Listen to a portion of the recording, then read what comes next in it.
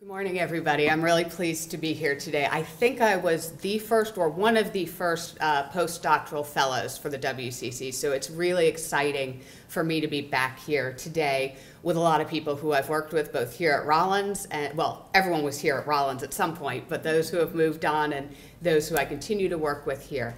Carol asked me to talk about religion, reproductive health, and family planning.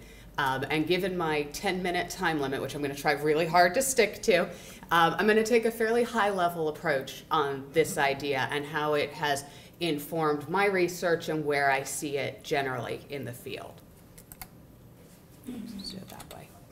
So when I came to the WCC, I had a particular interest, like many before me, and many of us still today, in looking at racial disparities in reproductive health. I know I'm preaching to the choir with some of these statistics, that you all are very familiar with the idea that African American women die in pregnancy 3 to 4 times the rate of white women, that African American and Latina women account for about 80% of HIV/AIDS diagnoses, even though they only make up 1/4 of the US female population, and that Latina and African American women are 2 and 3 times as likely to have an unintended pregnancy. So like many researchers before me, and many still today, there's this question that I came to the table with of why. When I started this, I will say I have no formal training in religion or theology. And in fact, I pushed back a little bit at the early points of my career in thinking about this because it was not part of my academic training. It didn't feel like the place to go. But working with Carol and the Women and Children's Center and starting to look at the quantitative data and the qualitative data, it became clear pretty early on that when I was talking about my population of interest, African American women in the Southeast, I couldn't not look at religion. It was too important. Religion mattered. So first, what do we mean by religion? Are we talking about religious affiliation? Are we talking about how often someone goes to church or mosque or temple every week, every month? Are we talking about specific religious practices or observances?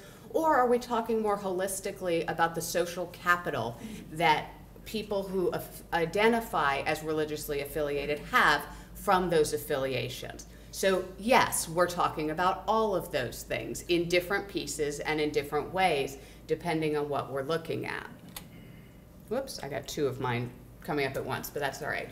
It's worth noting, though, that religion doesn't occur in a vacuum. We can't just talk about religion. It's not the same thing as culture or race, ethnicity, or education, but those things are all tied in together, and so we need to consider them all together. So fairly early on, I decided, okay, ignoring religion is missing a key component. And then, fortunately, as my career continued here at Emory, a group of faculty across the university came together under the leadership of Dr. Ellen Eidler, who's going to be talking later this afternoon, to look at religion as sort of the hidden social determinant of health. And in particular, for my interest, as that hidden piece of reproductive health decision-making that's not talked about a whole lot, but is very much there. And Carol had some of the headlines, some of the article titles in her piece earlier, where we started looking at some of these in both the quantitative and the qualitative data. So let's talk a little bit about religion and reproductive health. Faith communities have a natural interest in reproductive health, right? It's how they continue, it's how they grow. They want their adherents to be having healthy reproduction, and we see this in lots of the religious texts. The Old Testament commands, be fruitful and multiply. The aims of Hindu marriage are said to be dharma, cosmic order, praja, progeny, and rati, pleasure, with a notable focus on childbearing.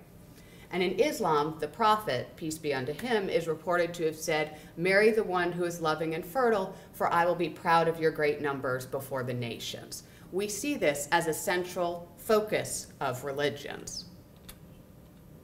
But how does religion impact reproductive health? There are a lot of answers to that. Religious affiliation may influence beliefs about timing, may influence timing of marriage, beliefs about timing of marriage, beliefs about sex outside of marriage. ideas about childbearing, desired family size, certainly contraceptive use, and a myriad of other routine health and reproductive health decisions that are happening every day in that individual and family context. Similarly, at the community level, faith institutions shape community norms for many of their adherents. This is the space that I tend to work in, is thinking about what does it look like to go into a community, whether it is a local community at a county level, a city level, a state level. Those faith institutions make a big difference in setting those community norms. And how do we measure that? If we're thinking about looking at a policy and how impactful a policy is going to be, how do we consider that religious context, which is completely tied in with that social context, and trying to build measurements of how we can look at that? And then religious institutions may also directly impact reproductive health service provision. For example, Catholic hospital ownership, where Catholic hospitals may not provide certain services because of religious beliefs. So religion and reproductive health are not necessarily easy partners. You know, when we think of intersections of religion and health, we can think about different frameworks for this approach.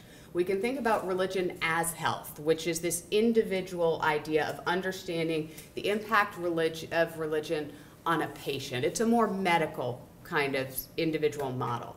Then we can think about religion and health in partnership. And this is programs and interventions that are focused on improving population health.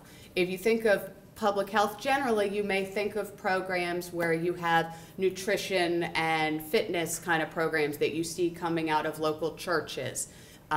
In reproductive health, we also see some of those very positive relationships around things like prenatal care, trying to promote a healthy pregnancy. But then we have religion and health in tension. And unfortunately, when we're talking about family planning, that is often where we end up in this space, which is when doctrine conflicts with interventions that from a public health perspective, for those of us in this room who are pro-contraception as a general rule, where we would find these conflicts. So it's an important intersection, but it looks different ways depending on what we're talking about. So let's talk about contraception for a minute.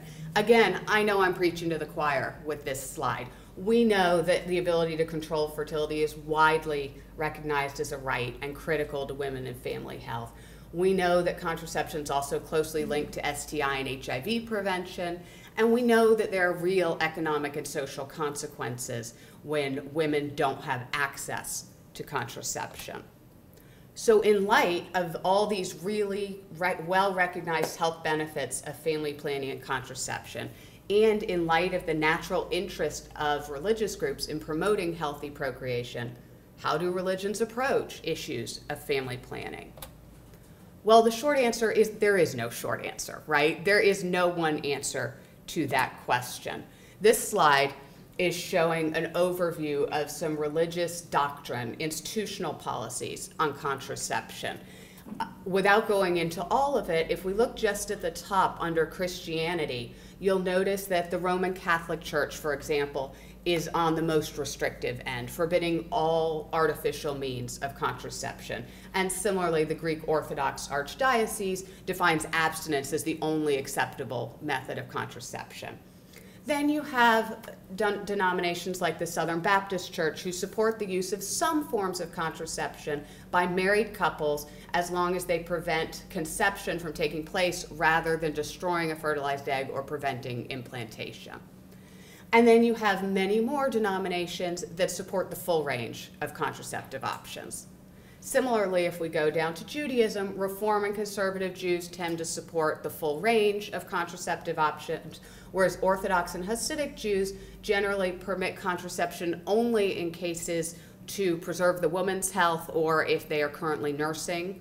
And they're very specific about what methods of contraception are acceptable. Usually oral contraceptive pills are the most accepted. And we can keep going here, and you'll see that within Islam, Hinduism, Buddhism, you have variation. So again, there's no one answer within a particular religion, even within a particular denomination, although this kind of suggests that there's a lot of variation.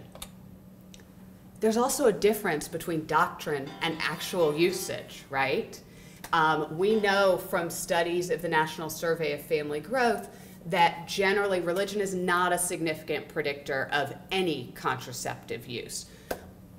Similarly, Catholic women, another thing that is different here is that despite the very restrictive policy and doctrine from the Roman Catholic Church, Catholic women in this country statistically use contraception at the same rate as all other women.